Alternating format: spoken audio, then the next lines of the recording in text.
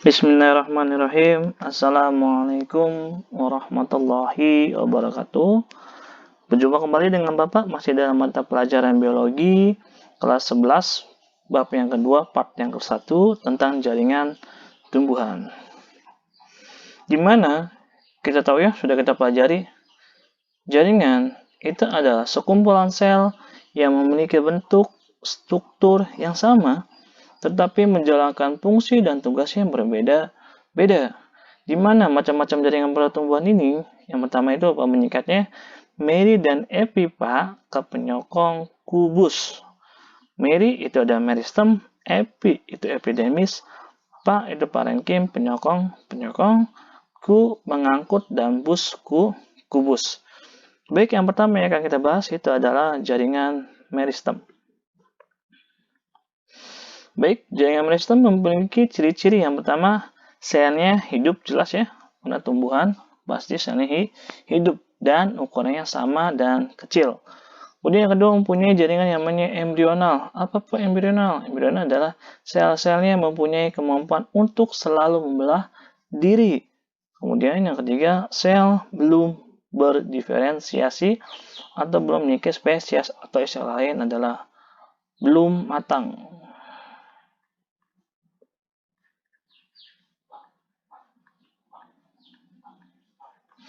Kemudian dia memiliki dindingan tipis. Kenapa dindingan tipis? Karena dia selalu membelah. Kemudian tersusun rapat tanpa ruang antar sel. Dan yang terakhir, vakuolanya sangat kecil. Baik, di mana jaringan meristem ini berdasarkan letak, nanti ada yang berdasarkan letak dan berdasarkan asal muasalnya atau perkembangannya. Tentang letak, yang pertama itu adalah meristem apikal. Meristem apikal adalah meristem yang terdapat pada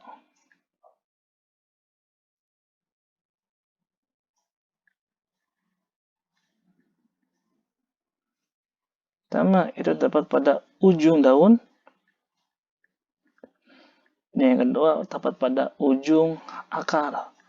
Nah, ini dia pengertian dari apikal, di mana ujung daun dan ujung akar itu mempunyai proses pertumbuhan searah vertikal, berarti ke arah atas dan bawah. Baik, contohnya itu seperti kayak di gambar ya. Ini proses dari apikal nomor 1 dan ada di bawah akar, itu nomor 1 juga. Baik. Jadi, meristem apikal adalah meristem yang terdapat pada ujung daun dan ujung akar. Itu terdapat teori yang namanya teori histogen.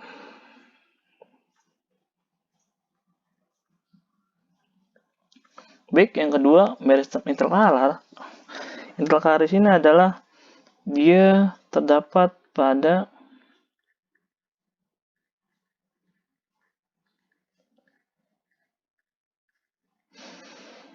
di antara ruas-ruas batang. Nah, di antara ruas-ruas batang. Apa sih contohnya, Pak? Nah, contoh ini. Kita tahu ya. Nah, ini dia. Di antara ruas-ruas batang itu terdapat yang sekat kan? Nah, seperti ini. Nah, sekat-sekat ini dia merupakan contoh dari yang namanya interkalar. Contohnya itu terdapat pada tumbuhan apa? Iya, betul, bambu. Kemudian apa lagi, Pak? Jagung dan tebu. Nah, jaringan tiga ini, bambu, jagung, dan tebu, merupakan contoh dari meristem interkalar. Baik, yang ketiga, meristem yang namanya aksilar atau lateral, di mana meristem ini terdapat pada pangkal atau ketiak ya.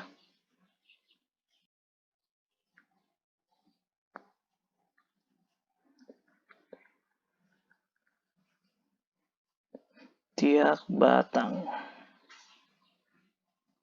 Nah, jadi lateral itu dia terdapat di sini nih. Nah, ketika ada tumbuhan baru di sini contoh.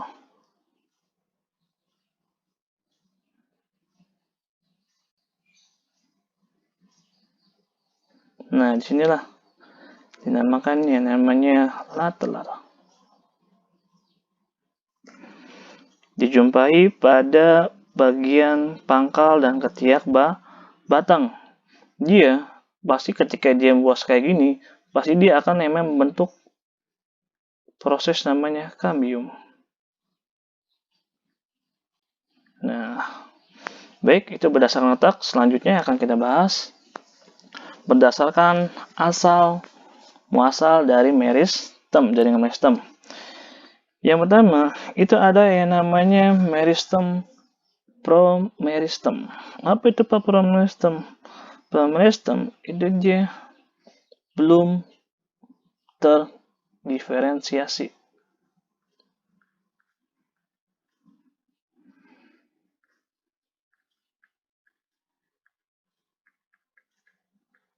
Apa sih Pak belum terdiferensiasi? Berarti batangnya atau daunnya belum matang.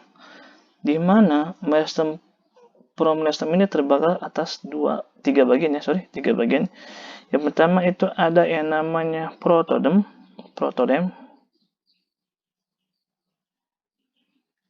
Dan yang kedua ada istilah yang namanya prokambium.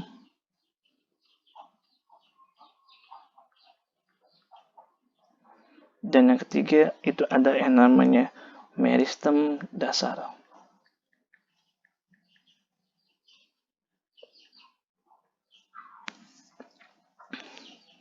Yang pertama, protodem itu adalah dia nanti akan membentuk calon-calon bakal dari epidermis.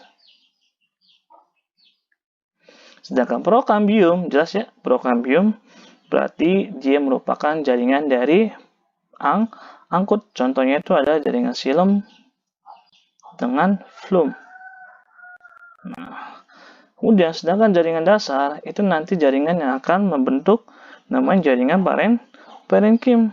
Itu berupa korteks dan jaringan stele. Baik, itu jaringan meristem. Contohnya ada di dari ini nih. Nah, ini nih ada nih. Nah, ini merupakan contoh dari jaringan meristem promeristem. Jadi ada protodem, ada prokambium, dan meristem dasar. Baik, selanjutnya nomor 2 ada yang namanya meristem primer. Di mana meristem primer ini dia jaringannya masih muda. Nah,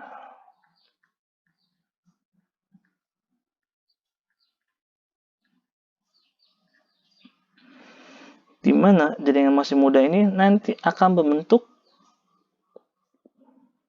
dan berfokus pada yang namanya pemanjangan.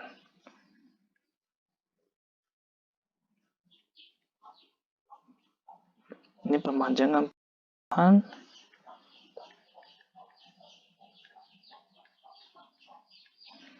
itu contohnya terdapat pada apikal dan interkalar. Nah, ini contoh dari jaringan meristem. Jaringan yang masih muda, dia menentukan pemanjangan pada tumbuhan. Contohnya itu apikal dan interkalar. Baik, selanjutnya nomor 3 adalah jaringan sekunder.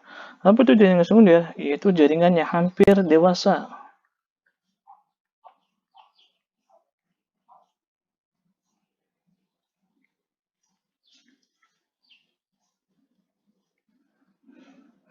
Dia berfokus pada yang namanya pelebaran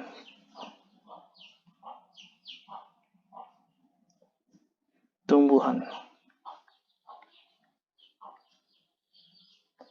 Contohnya itu ada terdapat pada yang namanya latelar. Tapi itu ya prosesnya namanya kambium.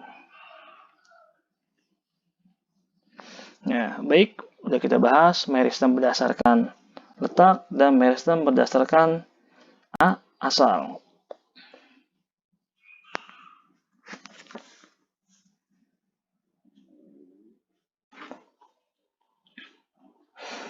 Baik, sebelumnya sudah kita bahas apa itu macam-macam jaringan meristem berdasarkan letak dan berdasarkan asal muasalnya. Baik, selanjutnya kita bahas yang namanya kuis pertemuan yang ke-1. Bagaimana cara menentukan umur atau lingkaran tahun pada tumbuhan berdasarkan musim hujan dan musim kemarau. Bapak kasih kisi-kisinya, itu nanti kalian kerjakan ya di rumah.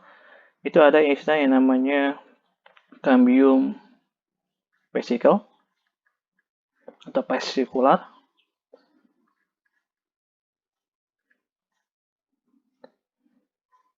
Nanti dia mempengaruhi silem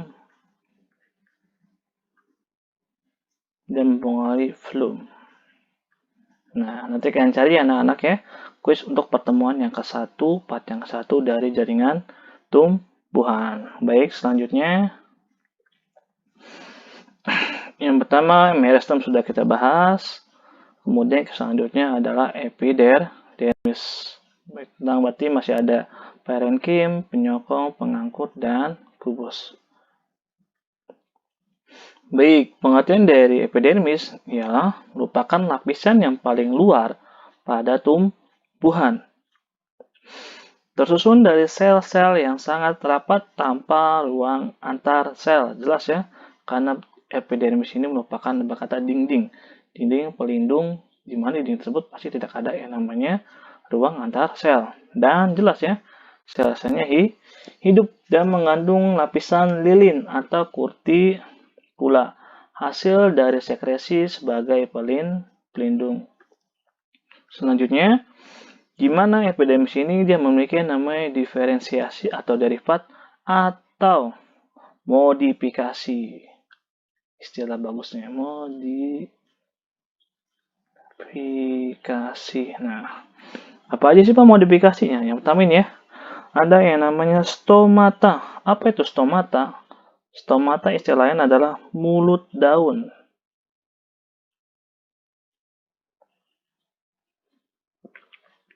Apa itu fungsi dari stomata? Stomata itu adalah berfungsi sebagai yang namanya pertukaran udara.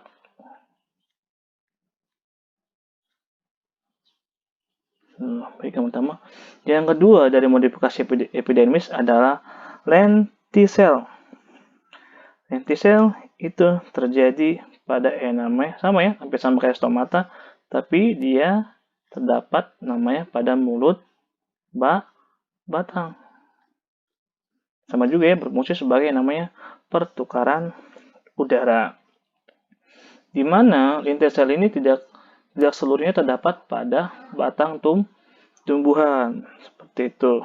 Contohnya itu terdapat hanya pada tumbuhan mangrove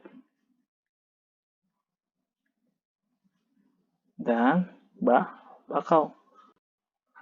Nah, baik, selanjutnya yang nomor 3 berdasarkan modifikasinya adalah trikoma.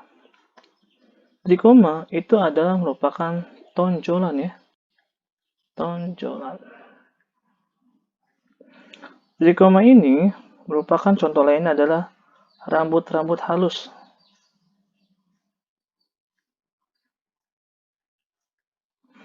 Pada batang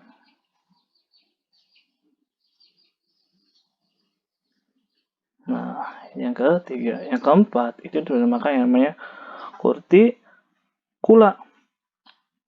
Kutikula ini disebut juga tadi apa? Ya, yang berbahan lilin yang ada pada epidermis, di mana permukaan daun dan batang untuk penguapan yang lebih atau istilah lainnya mengurangi kutikula ini. Fungsi sebagai mengurangi transpirasi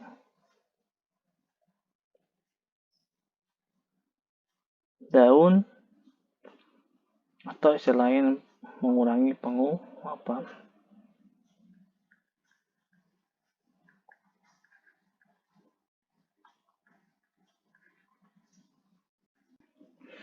Baik, selanjutnya itu ada yang namanya sel kibas. Sel kibas itu adalah merupakan gulungan ya. Nanti dia berbentuk yang namanya gulungan. Kemudian namanya yang terakhir ada yang namanya spina. Dia istilah lain duri. Nah, modifikasi dari duri itu disebut spina. Contohnya itu pada tanaman kaktus, betul. Nah, itu dia epidermis. Selanjutnya yang akan kita bahas contohnya itu pada di gambar ini ya. Ada trikoma, kemudian ada contoh dari stomata, dan ini spin, duri, dan ini lenticel. Selanjutnya itu kita bahas yang namanya parenkim. Ciri-ciri parenkim adalah terdapat banyak vakuola. Nah, ini nih. Sering banyak ditanyakan di dalam soal. Apa ciri-ciri dari di bawah ini? Terdapat banyak vakuola. Ketika terdapat banyak vakuola, itu pasti dia merupakan jaringan dari parenkim. Dan jaringan parenkim adalah jaringan dasar yang selalu ada di mana pada tumbuhan, serta ukurannya sangat besar dan terdapat ruang antar sel. Berikut adalah ciri-ciri dari parenkim. Selanjutnya, nih, di mana parenkim ini meliputi ada 4 bagian. Yang pertama ini klorenkim, airenkim, penyimpanan air, penyimpanan cadangan makanan. Contohnya itu adalah klorenkim, di mana klorenkim ini dapat yang namanya kloroplas. Nah, ini terdapat yang namanya kloroplas. Nah, klorenkim ini terbagi atas 2. Yang pertama itu adanya polisade.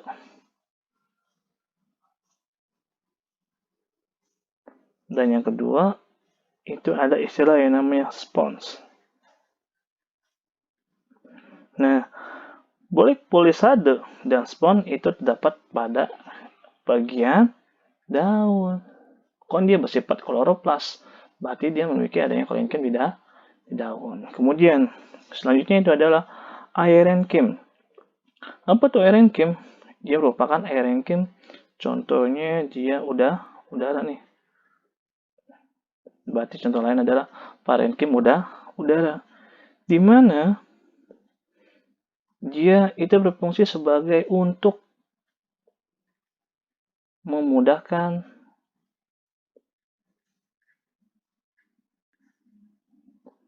tumbuhan air mengapung di atas air. Nah, ini dia fungsi dari parenkim airenkim. Itu contohnya terdapat pada ya jelas teratai dan eceng gondok.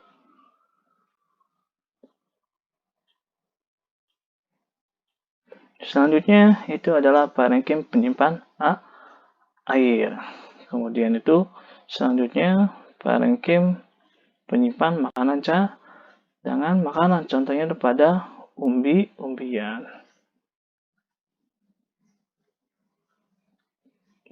Dan lain sebagainya. Nah, ini dia contoh dari parenkim. Baik, mungkin segitu aja part yang 1, hanya menjelaskan tentang meristem, kemudian epidermis dan parenkim. Bapak akhiri pertemuan hari ini. Bila taufiq wal hidayah, wassalamualaikum warahmatullahi wabarakatuh. Oh iya, jangan lupa subscribe ya.